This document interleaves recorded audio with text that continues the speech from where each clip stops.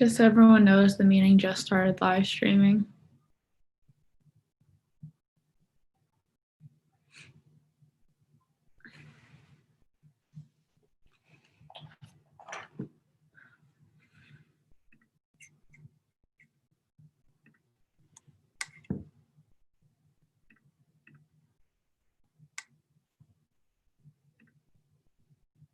I'm just going to give it till 7:01 since I'm the host and I have to look at the chat and also do this to let everyone in.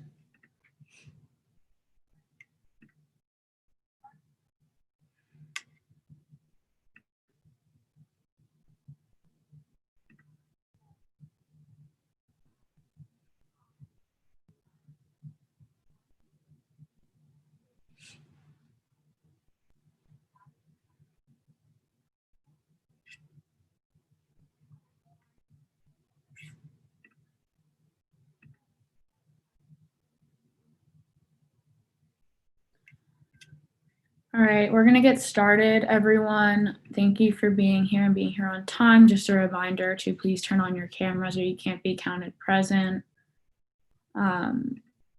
We will call this meeting to order officially now. Just a reminder that this is also being live streamed and will be on YouTube. So we'll start with the first item on our agenda, which is just the approval of the minutes for the previous Senate. Does anyone have any corrections for the previous Senate's minutes? Any corrections? Right. There being no corrections to the minutes, they are approved as written. We will move on to reports, starting with Miles, our president. Just give me 2 seconds to share the screen.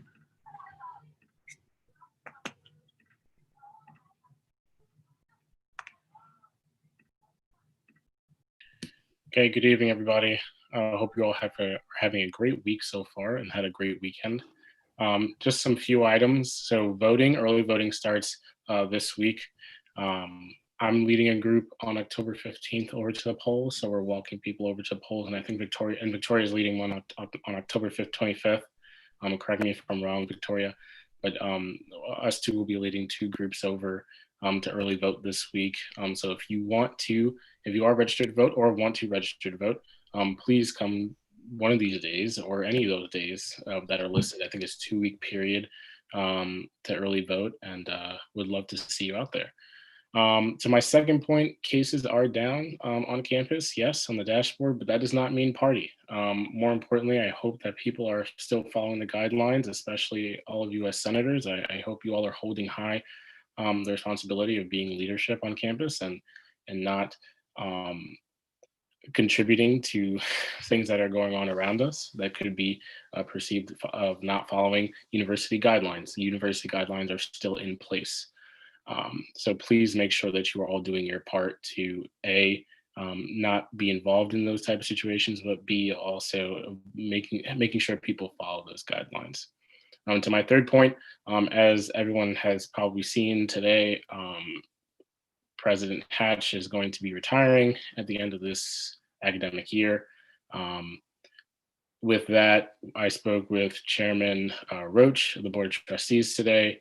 Myself and the executive team have been invited to the trustee meeting next week on the 21st, and then I'll be there on the 23rd. The 21st is more so a gathering of students, student leaders across campus to discuss what they're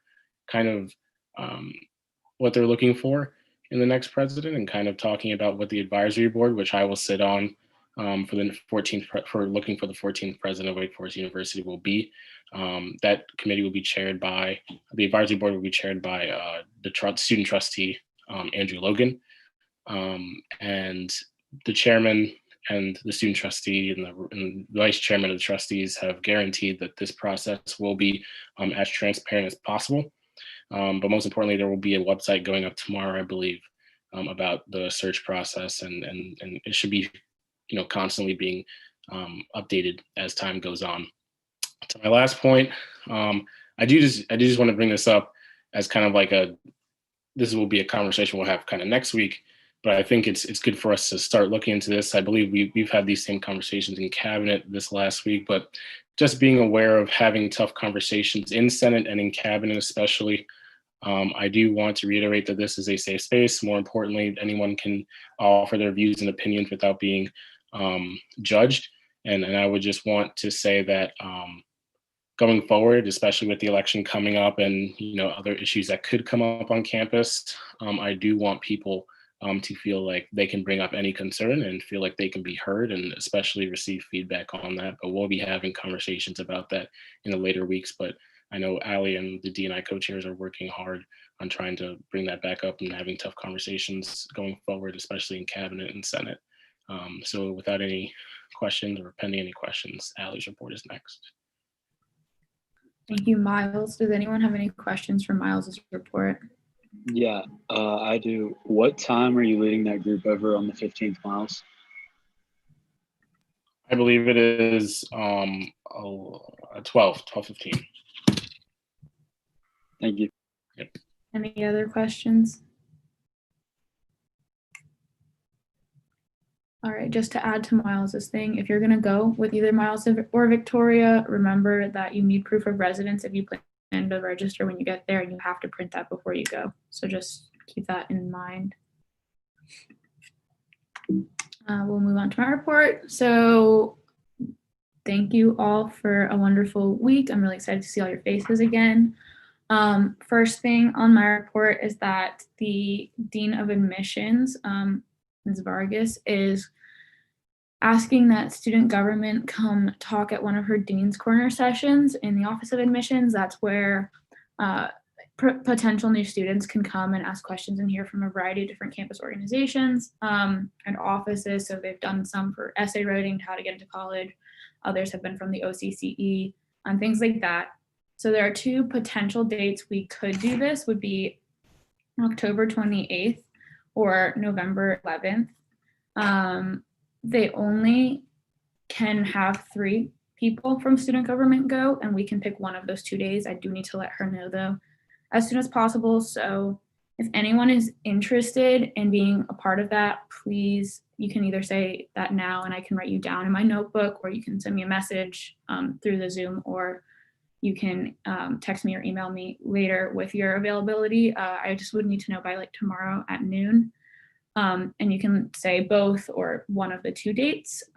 We will be probably picking or having one cabinet member, one freshman senator, and then one other senator do it so that it's a representative group of senators. There is a packet coming in the next week or so that I've been working on with Judiciary. It involves a lot of really great tips and tricks of how student government works, and it will be accessible at all times so that you never feel like you don't know what's going on in our organization. I'm wrapping up my check-ins with the co-chairs. I just have 2 more to do. And then once I do that, I will start popping into committees. Those will be brief. So just know that I'll be coming around soon in the next few weeks. And then just a reminder that early voting starts this week, which Miles mentioned as well. So does anyone have questions, or would anyone like me to write down their name for the Dean's Corner thing?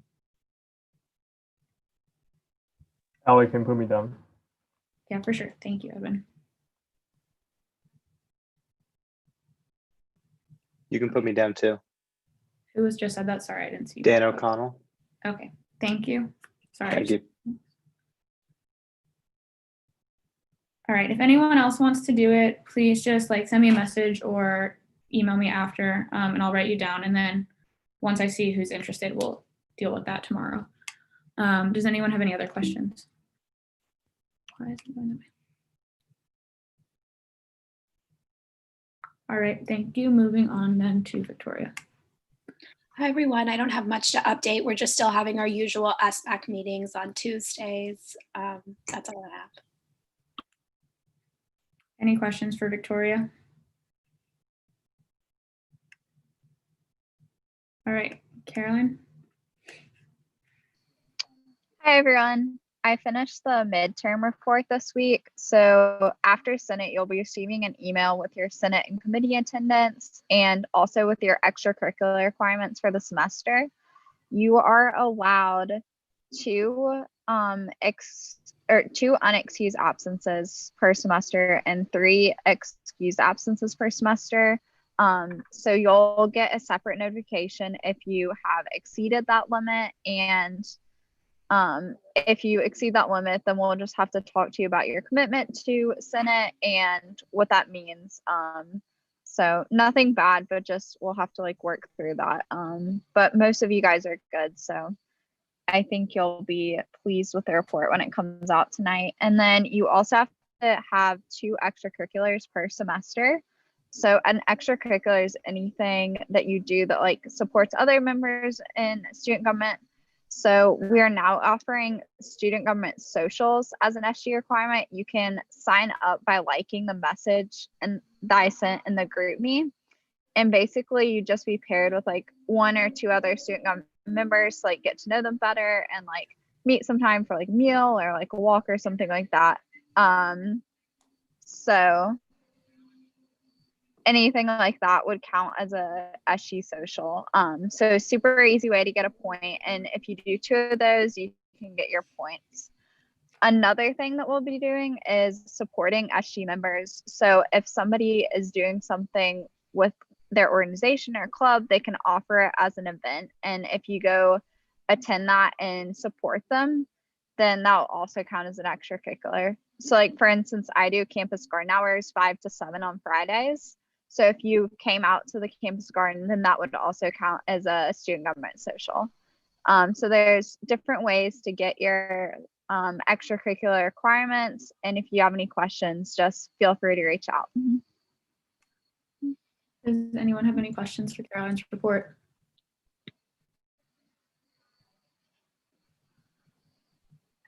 All right, then we'll move on to Drew's report. Hi. Well, so Senate appointment applications are due Wednesday at 11:59. I'll make sure I drop the link in the group me. And like Allie and Miles have mentioned, early voting starts this week. So just some information coming from the task force. Early voting is at the First Assembly Church right across from Spry. You know, as Miles mentioned, you can register and vote on the same day. And just with the environment we have, it's possible that there will be acts of voter suppression and intimidation across the state. So there's the voter hotline if you have any issues registering or see it, document it. And also we recommend walking to the polls just to keep COVID safe, but early voting is highly recommended. So yeah, thanks guys. Any questions for Drew? I have one. Drew, when should we expect to hear from faculty committees? Yeah, we have sent emails to the provost's office. They're not being, we're working on it. I know a few have reached out. Some committees are just not as active due to COVID, but we continue to reach out and try to connect students with committee chairs. But yeah, we are aware a lot have not been reached out, but we're working closely with the provost's office and Dean Marsh to try to see what the delay is. Okay, thank you. Any other questions for Drew's report?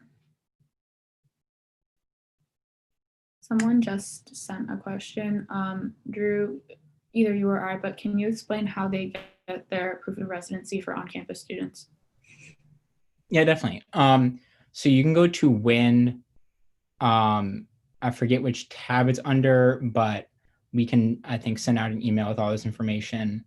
You can go to WIN and then basically comes up with a PDF from Residence Life and Housing. If you're an on-campus student, you should have gotten an email from Res Life. But yeah, you just need to go there. It's a tab and it's like, it'll pop up with a PDF you can print and then bring that. And although we are a no ID state, you still need to bring your student card just in case they need to verify it. But yeah, it's on WIN and we'll make sure we send out an email. Or at least I'll send more instructions in the group meet. Any other questions for Drew's report? All right, then we will move on to our lovely advisor. Oh, why is this slide not here? Advisor Tim Wilkinson. Good evening, everybody. Hi, Hello, Tim. Tim. Hi, Tim. Tim, how are you, Tim? Well done, most of you. There's a few of you I've noticed did not unmute and say hi, but I won't bring up your names tonight. But next week, first-year students, I will embarrass you. Hope you all had a good week. Some updates. So questions have come up, and there's been a bit of confusion. And unfortunately, it seems like when I say we, Wake accidentally contributed to the confusion, but we're moving on it to figure it out quickly. So we talked last week about the phase change going from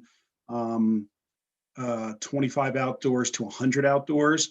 That may have been a tad premature as it was communicated out by the university about that adjustment coming. And there were a few requirements from the state that the state accidentally didn't post, and we came to realize that. So we're working through that right now. We should have that rectified fairly quickly in the next few days, and I still expect a phase change to move forward with larger numbers. But I just wanted to make you all aware of that. One of the things we've made a decision on as an institution is we're going to, on the Our Way Forward website, post very publicly what our phase numbers are, because we know that there tends to be confusion when the state makes a change if Wake Forest makes the decision not to. So again, my hope and my expectation is this will be rectified in the next day or two, and you can still expect to see a positive move forward. So just bear with us, and as soon as I know more, you will know more. Some upcoming events I wanted to make sure you knew about. This Friday, it's looking likely that we are going to have some food trucks on campus on Friday afternoon. There's going to be a movie night Friday evening, and I believe I can say with confidence that the long delayed Wake Forest physical distancing blankets are here, and we're going to be giving them out. So if you don't know what I'm talking about, one of the things we talked about this summer was buying some customized blankets for the entire campus. So when you were sitting around outdoors, you knew what your physical distancing. The challenge was this idea came up so late in the game that when we ordered them, they were massively backward. So look for some announcements on that. You also want to look, hopefully you've seen emails, something coming out of student engagement this week. One of the things that I'm particularly passionate about is hazing prevention. The Greek councils have been working on Hazing Prevention Week. So I want to make sure that you know about it. Some events to look for that are near and dear to my heart. On Wednesday night, if you've not met Gregory Parks, he is a law professor here at Wake Forest University. He is an expert in hazing in our Black Greek organizations. He will be giving a talk that anybody on campus can register for on the PDC website. And then on Thursday night, a colleague of mine who's named Travis Apgar, he is the Dean of Students at Rensselaer Polytechnic Institute. He is also a former university athlete who was the victim of some pretty significant hazing, and it's part of his passion in telling his story. I would encourage you all in your organizations, both student government and other organizations, to continue attending or to consider attending one of these. Sometime when we have a bit longer period of time, I'll talk to you more about my perception of hazing at Wake Forest. And we know a lot of groups are looking to change that.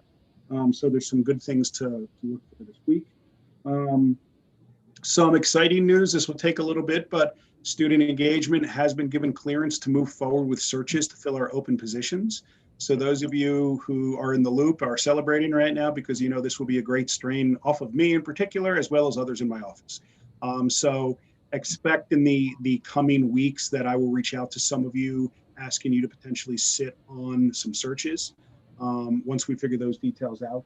But specifically, we're talking about our assistant director for student organizations and programs that works with Student Union, as well as our director of student organizations and programs. So those of you who knew Kathy Arnett, we will finally be able to move forward with filling her position as much as we miss her. So the goal is to have new staff in place for the beginning of the fall or beginning of the some details I just wanted to make sure you were aware of as you're telling the story of Wake and the narrative that there's nothing to do or not enough to do, I should say. Aaron Forbes has been quantifying. Raise your hand if you're familiar with the Link Loop program. Hopefully everybody, except maybe first year students, is raising their hands. I can only see like 15 of you right now. Victoria, you got your hand up late, but I forgive you because I know you know what it is. The Link Loop program is an incentive program that we do for eligible programs and initiatives around campus, where you get points, and at the end of the year we do an auction, and it's a lot of fun. So far this year, we have assigned Link Loot to 385 events, 160 virtual events, and 225 in-person events. Last year, we signed Link Loot events to 419 programs all year combined. So the fact that we're at 385 already, and last year we only signed it to 419 all year, and that was the highest number we've ever had, tells us that we are doing more. We're doing smaller events, but we're doing more. So I'm just asking you all to keep that in mind as students are talking to you about the there's nothing to do narrative. We know we're not doing larger things yet, and we know social events off campus are much different this year, but there's quite a bit going on, and I ask that you tell that story. Lastly, Miles, we can talk offline about this, but Peter Reeves would like to come next week to talk about what's going on with alcohol. We know our numbers are significantly down this year, which we're all very excited about. We know that's probably more COVID related. But we know that there are some high risk weeks coming up. And Peter would like to come talk with you all about that regarding some strategies we want to put in place. I would also like you all to think about medical amnesty this week. For those of you who are not familiar, a few years ago, we put a medical amnesty policy in place. It applies to both students and student organizations. We are hearing narrative that students are going to be less likely to potentially use medical amnesty because of their fears regarding COVID violations. This is a dialogue I would like to have next week as we head into some high risk weeks. But I'd like to, I guess, essentially give you a week to talk to your constituents about at this point, how many students know we have a medical amnesty policy and what would be the potential fears or barriers around using it, especially right now with our status of COVID-19. So think about that, and I'd ask that we put that on the agenda for next week. That's all I have. Thank you, Tim. I will reach out to Peter Reeves about coming to Senate and make sure we're on the same page. Appreciate it. Does anyone have any questions for Tim or his report? I don't have a question, but just going off him, I'm in EMT and Wake Forest EMS, and I'd like to go off medical amnesty. Like, this is an extreme case if you need to call 911, but we're also here to like help you. And so if you're afraid like that we're gonna get you in trouble, no. Like, we even have asked the Wake Forest police to step out of the room so that y'all could be honest with us and that we can help you. So it's a mini plug for EMS, but also just going off what him says, like, it is a real thing. And like, even up at the EMS level, we're here to help you and not trying to get anyone in trouble, because y'all's safety is the most important thing. And going off of Meredith, going off of me, we consider Wake Forest EMS part of our medical amnesty policy. So if they are reached out to proactively, that is a time we will look to potentially give medical amnesty versus a reactive decision. We can also talk more about the policy next week, because I suspect, especially our younger students, are not as familiar with it because we haven't done as much this year putting the word out about it because we've been so wrapped up with COVID-19. Any other questions for Tim?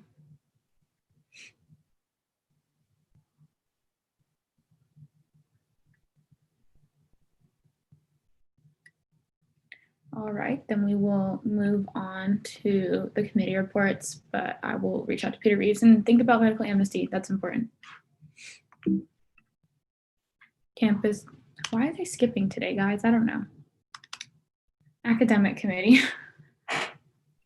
Hey everyone. So Ava and I have another meeting with ODOC tomorrow. We're planning on talking about some concerns that we've been getting about how professors are teaching online classes, spring planning, and reforming cultural diversity requirement, which is something that we talked about last week with DNI and a history professor that reached out to us.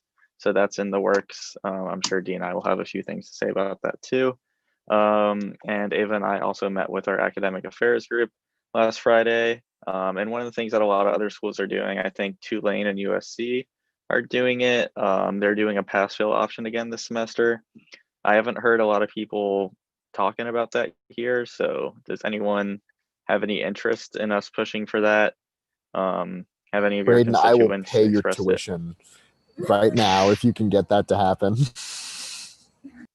I appreciate that. Anyone else? I'd love pass fail if that was an option. I would absolutely love pass fail if that was an option. So on the pass fail thing, if you could send a message to Braden or Ava about that or continue that conversation and constituent concerns, rather than having all 50 of us come off mute and say that we would love that. I think that would be great. Anyone have any other questions or comments on their report? Or Ava, do you have anything to add? Sorry, Ava, yes. You. Yeah, sounds good to me. Would the pass fail be optional, like last semester? Yeah, that's how it's being done at the other schools that I mentioned. So that's what we would look into. Though I don't think it's likely that it would happen if we tried. I just want to know if it's worth looking into if people want to like have it. We can also pause and have that conversation. We can talk about the merits of and format of that, but maybe not just have everyone say, yes, I want it, no, I don't. So does anyone have anything else to say about pass fail?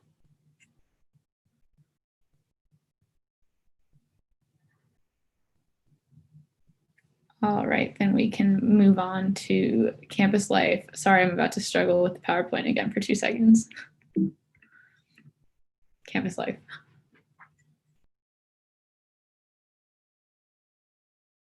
I apologize. I thought I was unmuted, but Hey guys, we have a meeting tomorrow with Vice President Rue. Please let us know if you have any concerns about campus life or anything that we would need to bring up to her. We also we had a Halloween planning committee today to discuss options for programming on Halloween. I personally wasn't at this meeting, so I'm not quite sure what happened. Maybe Dave can elaborate on that. So I was at the meeting and we talked about some. And then we're gonna ask questions, Senate discussion on what might be best for the programming available. This isn't on the slide, but I also have a meeting with Miles and Pilar tomorrow about the mental health of people on campus with the UCC, the chaplain's office, and the Thrive office. So if anyone has any concerns or anything, please reach out to me. Yeah, so a bunch of us got together, SOC co-chairs and campus life co-chairs, as well as some other students and various administrators today to talk about how we could program some events for Halloween. And one thing that Dean Wilkinson and Rory and I and some of the other students decided was that it would be good if we could bring this to the Senate floor and maybe get input from individual senators on what they thought good ideas would be for that high risk time. So if anybody has any ideas, please speak up. And if Dean Wilkinson has anything else he wants to say. Just thanks, Dave. So one of the things we talked about was, we've talked before about one of the pieces of feedback that we've gotten is how, this is one of those times where institutionally we probably can't create programs that, when I say we can't create programs, it comes much more productively when student organizations are working through programs for nights like Halloween that students are interested in. One of the challenges right now, we know with COVID, is the idea that we need to be doing smaller ideas. And what we talked about today was how do we work to have student organizations lead out with programming for the night of the 31st. Student Union is doing a ton leading up to that night, including, and one of the things I should mention is the night before they are doing a modified fall version of Lighting of the Quad. We're working out the final details now, but we're excited about that. Project Pumpkin is also going on that week, as well as a converted version of Anthony Aston Player's Haunted Tunnels. They're going to be doing Haunted Trails. But to Dave's point, we know a lot of smaller. So today we brainstormed things like a scary movie idea, pumpkin carving competition, maybe a Halloween costume competition. We talked about the idea of working with Aramark on creating options for students to pick up food, especially if they're going off campus or coming back on campus. But we know for this to be successful, it means trying to figure out how to get student organizations to take the lead. Especially knowing that we are still down staff and pretty swamped. And speaking for myself, that night I have an expectation that I'm home taking a 5-year-old trick-or-treating. I see some comments going in, but Dave, go ahead. I talked too much already. Yeah, so pretty much if anyone has any ideas on top of the ideas that were just brought up for things we could do, just unmute yourself and let us know. I know we kind of I'm in campus life, and I know like in the committee we already talked about this, but I'm not really sure how possible this would be, but I know Halloween is also a game day if it's away. So it might be fun. Like people would probably go if they like opened up the football stadium and like streamed the game on the like big screen, because that would get people like outside. I don't know if that's like something that we could actually do in terms of like, I don't know how that would work, but anyway, that's an idea.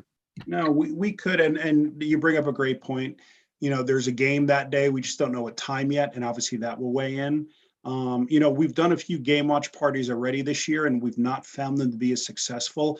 But I also think, Jackson, to your point, if we had student organizations that were interested in putting them on versus the university, that we could find some success there. You know, so again, if we could find groups or maybe even a student governing body that was interested in hosting that, that could be an idea to work with. Yeah, I got an idea. So what I was thinking is like, you know, it's Halloween. What would be the implications to having like 3 tractors lined up? Hay rides. I mean, honestly, what would be the implications of having like, I don't know, 3 or 4 tractors have hay rides patrol around South Campus? Like put 10 on them each, like, I don't know, space them out. Just an idea. I had another one, but Roy shut it down, so I will not share that with the Senate. Just trying to do a little quality control here. The hay rides, yeah, that's something that we also discussed as well. Lots of options, obviously, on the table, and you know, kind of going off what Tim said, is that unfortunately a lot of our administrators, especially those with families and whatnot, that's a pretty booked up night for them, and obviously with a lot of students, that's kind of a booked up night. So kind of getting buy-in is going to be pretty big for this, because the last thing we want to do is have a rash of events that send us all home early, or to have students who feel like there's absolutely nothing for them to do. And so, we are being the representatives of students here, stuff like, the hay rides or other events really are critical, but also we might need to step up as an organization, or if you're in another organization, and want to host something, might have to have a little bit of sacrifice for kind of the good of the community on this one. One idea that I've heard from like someone in the building is like maybe a scavenger hunt, because like you're going to be doing it with your friends anyway. So like the risk of exposure is about the same as any other day, and it's like social distance around campus, and maybe you could make it like Halloween themed. Just an idea. Yep. I like that. I like the hayride, the hayride idea we talked about today. That may be a challenge logistically at this short term, but I like that idea moving forward. We also talked about, can we look into the possibility of a hay maze coming to campus? So definitely something with hay for this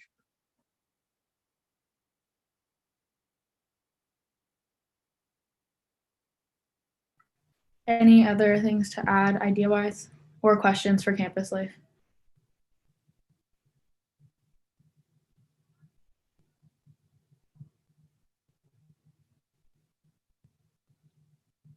Okay. If you have other ideas, text Annie or Dave, and that will be really helpful for them, I'm sure. Moving on to diversity and inclusion. Hi guys. So since our last meeting, we've met as a committee, and these are like some of the things that we each individually want to focus on for this semester and for the entire year. Pilar is working with the Office of Wellbeing to promote sexual health on campus, and Pilar and I are also working on the curriculum, cultural and diversity requirement, and Edna and I are going to work on promoting LLCs for upperclassmen here on campus, especially for Black students. And Mariama is working on transparency, and Marion would like to work on bias reporting here on campus and how we can better promote how bias reporting system works here. And we also met with a faculty member this weekend to talk about the CD requirement along with academics. And on top of that, we have a goal to have an open committee or town hall meeting, especially leading up to the elections, and think about how we can offer a safe space for students to speak up and just support our students. Yeah, that's about it. Thank you, Uma. Does anyone have any questions for D&I?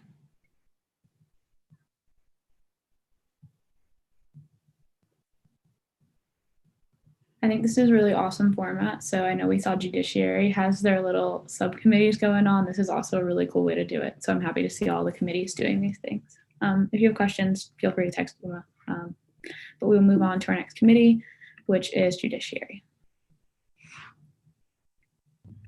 Hey everyone, so not too much to report this week, but our Code of Conduct project is ongoing. We are finally meeting with Dr. Still and Allie Clayton. I know we've said that for the past 3 weeks, but it's finally happening. We're excited. The subcommittee work is still ongoing. Our appointment process subcommittee has submitted their initial report. It's fantastic. And we are hoping to incorporate a couple more pieces of evidence regarding diversity and inclusion. And once that's done, we will submit that to the final report to the committee, and then we'll look at next steps. And then our Democracy Week subcommittee is continuing to coordinate on logistics and handling outreach and discussing the best timeline to implement the program. But all in all is going smoothly, and that's about it. Thanks. Thank you, Ethan. Sebastiano, are you in this meeting? I can't see anyone, sorry. Do you have anything to add? No, we're good. Thank you. Does anyone have any questions for Judiciary?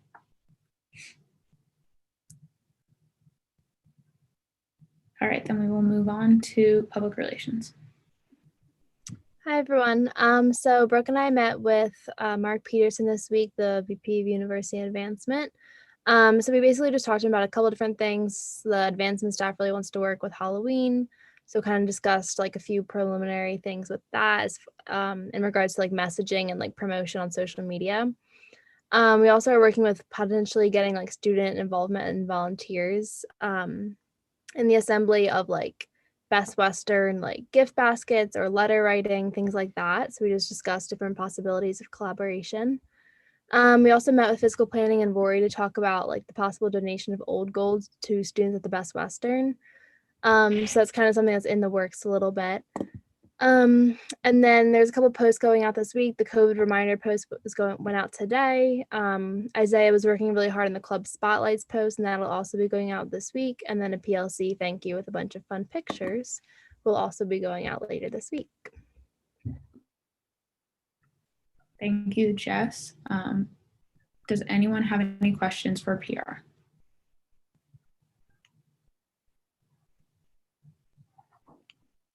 All right, then we'll move on to fiscal planning. Hey guys, so on Friday, Megan and I met with Ali just to go over like our plans and stuff for the semester. On Thursday, we are meeting with John Wise at 6 p.m. With our whole committee to go over concerns with Deacon dining and to follow up with our previous meeting. So y'all still have till Thursday if you have anything you want us to bring up in our meeting. As Jess already said, we met with them on Monday or yesterday, which was Monday, to go over some concerns. And the meeting for the wake line has been moved to Tuesday instead of 5 p.m. on Thursday.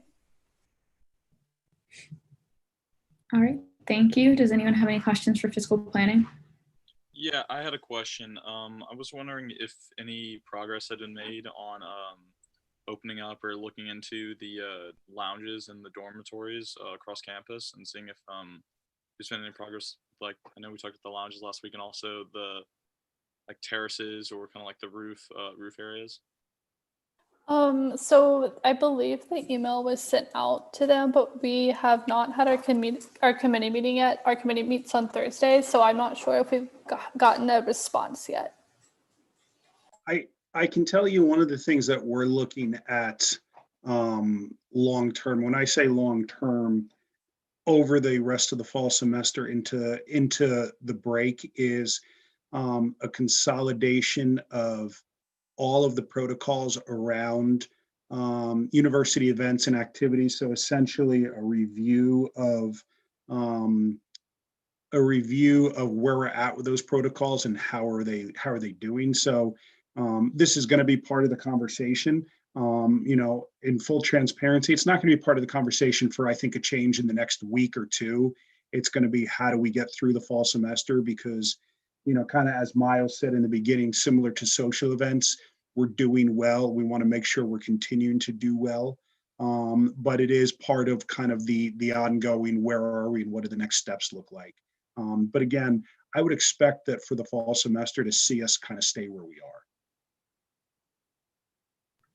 Any other questions for physical planning? All right, then we will move on to SOC.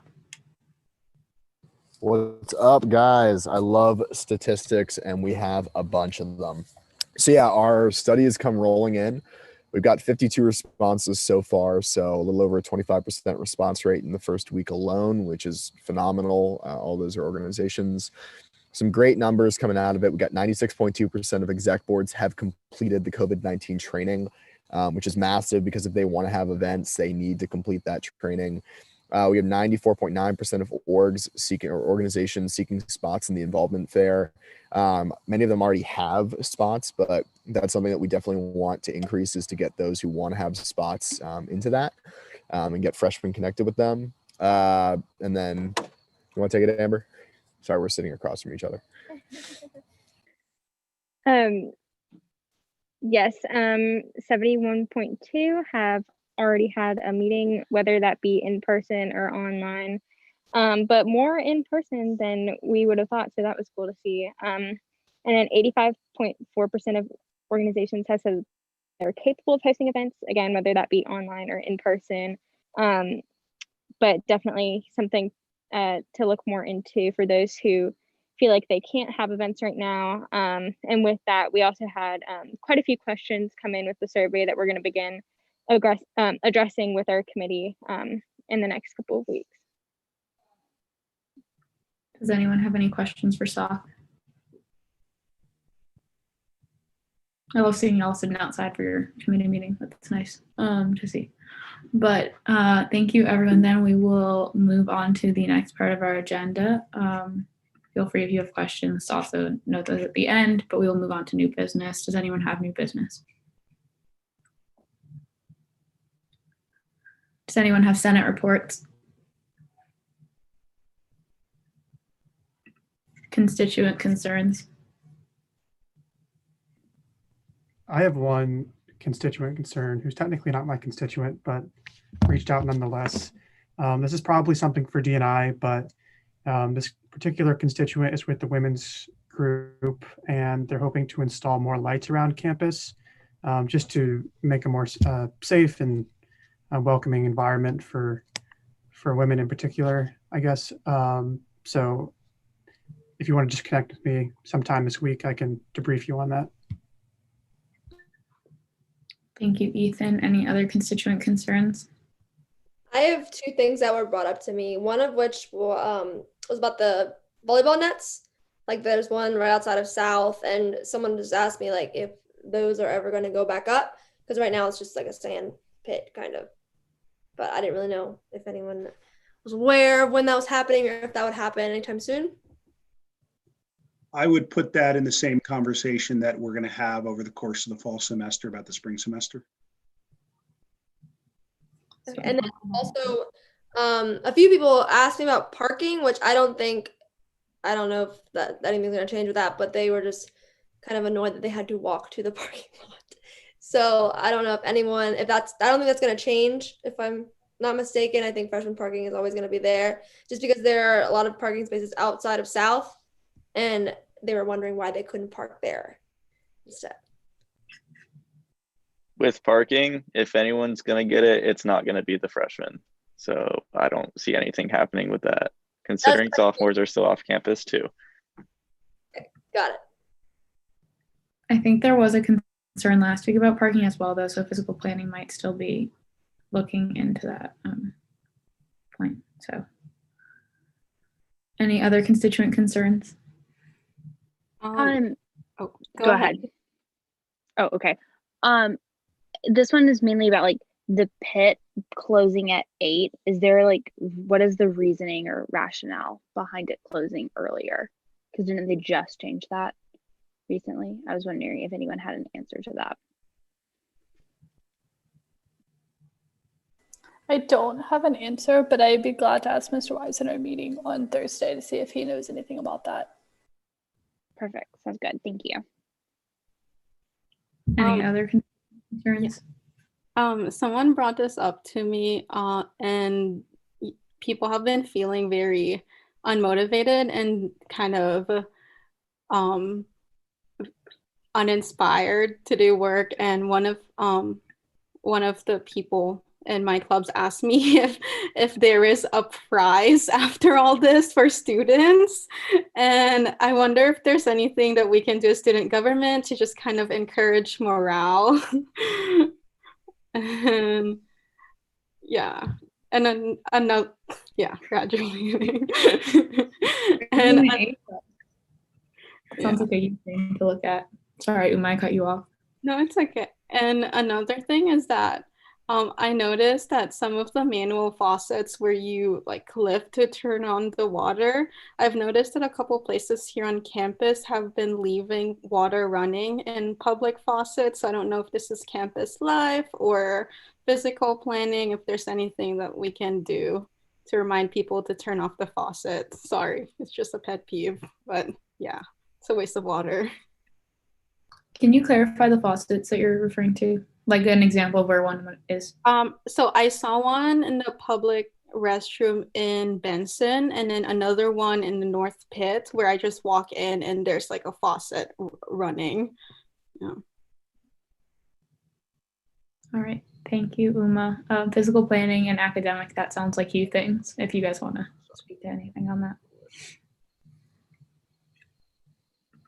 I have another thing. I think it's for physical planning is what I was told. I was wondering what the chances are of getting soup in the pit, if that was like a possibility, because there isn't soup in the pit. And like a lot of people have been asking me if that could be added to the menu. Yeah, so that actually is on our list to ask Mr. Wise about on Thursday. Okay, cool, thank you. Any other constituent concerns?